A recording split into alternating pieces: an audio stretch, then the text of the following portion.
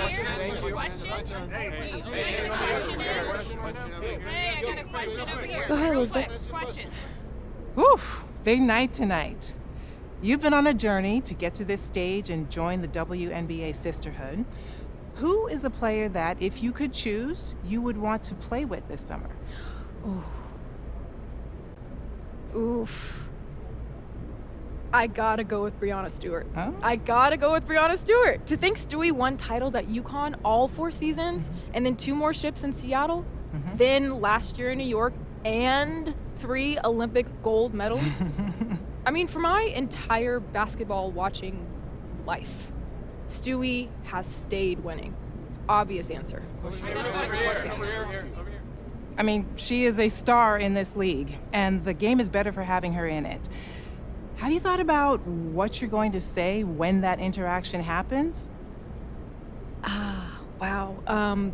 I wish that I could sit here and tell you that I'd be a poised young lady. But she actually came and gave a talk at my school one year, and to be really honest with you, I can't tell you a word she said. I just couldn't hear her over the sounds of my internal screams. Just like one big loud scream, just on a loop the entire time. So yeah, I'm not super optimistic about keeping my cool. But I would love to ask for a jersey or a signature or something, though. That'd be awesome. Yeah, I'm sure you'll be absolutely fine. Thank you. On another note, the league is at a fascinating growth point right now, with viewership skyrocketing. How much of the WNBA did you watch growing up? And does the history of the game inform at all where you want to land? Honestly, it truly doesn't matter to me where I land, because there are literally no bad options here. This here, right now, has been my dream for so long. And honestly, I'm ready to skip the rest of tonight so I can find out where I'm going.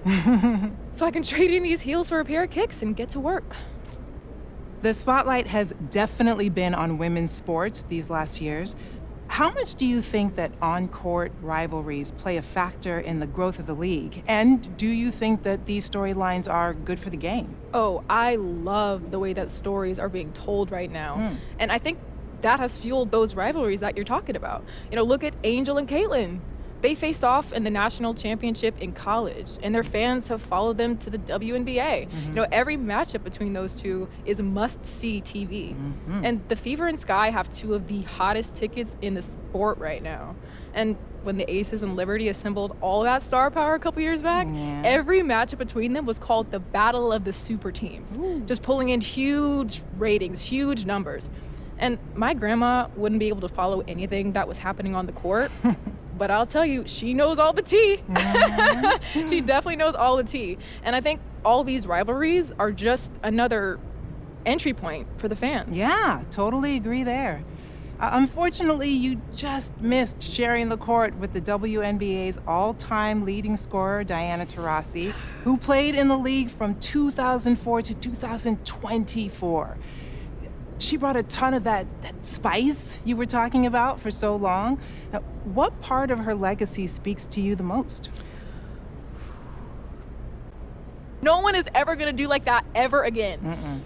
I will be on a rookie salary, however, so I am not going to try to emulate all that. But, you know, I like to talk a little bit when I get into the game, and I'm just mad that she won't be there chirping right back at me.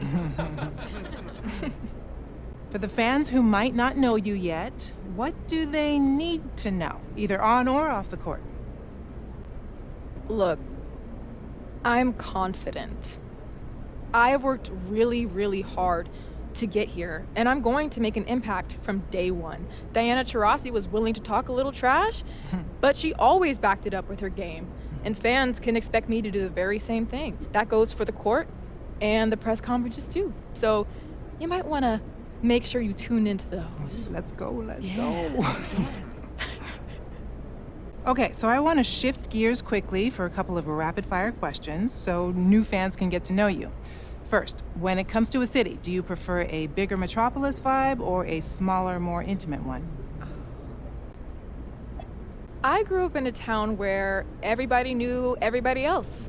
you know, where people took time out of their day to stop you on the sidewalk and tell you had a good game, and where they know your go-to order at the diner. And, you know, when you compare that to your New Yorks or your Chicagos, you know, of course, you're not going to be matching those same kinds of population numbers, but what we lacked in quantity, we absolutely made up in quality with those genuine connections. And I just feel most at home when I'm surrounded by friendly faces. All right. Let's keep this one easy. Favorite color? Ooh. Black. Okay. One year, Skylar Diggins-Smith showed up to the WNBA All-Stars in this long black trench coat, sunglasses, black leather heels, long black dress underneath. Oh, my goodness. I had that same look as my phone background for like months after she showed out like that. Okay, how about this? On a day when you've got nothing scheduled and you can just relax on the couch, what is your go-to cheat meal? Oh.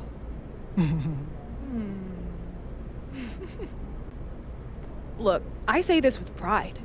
I was raised on pizza. It was like actually a part of the food pyramid in my house growing up, like at the bottom of like the most essential needs. Yeah, that was pizza. And after every club game, my dad, who was our coach, shout out to the Squirrels teammates, never forget that. We would go down to this pizza shop on Main and just take down several pies. Just take it down. And before you try to follow that up, what we're not about to do is catch me up about what city makes the best pizza. Oh. We're not doing that. I'm not trying to tank my career minutes before getting drafted. Thanks. Okay, I'm definitely not trying to get you in trouble. Okay, let's bring it on back to basketball. Let me ask you, does it matter to you where you're selected in the draft order? I didn't get to this podium by being mediocre. I'm not saying this to sound cocky, but that's just a matter of fact. Club, high school, college, everything was a battle to get to this spot, to put my hard work on display at the highest level of competition. So I'd be lying if I said that it didn't matter to me, because I've risen to every challenge I faced. Put me on any team, and I will put everything I am into creating a winning culture because, well, that's just what I do. All right. Thank you. Over here.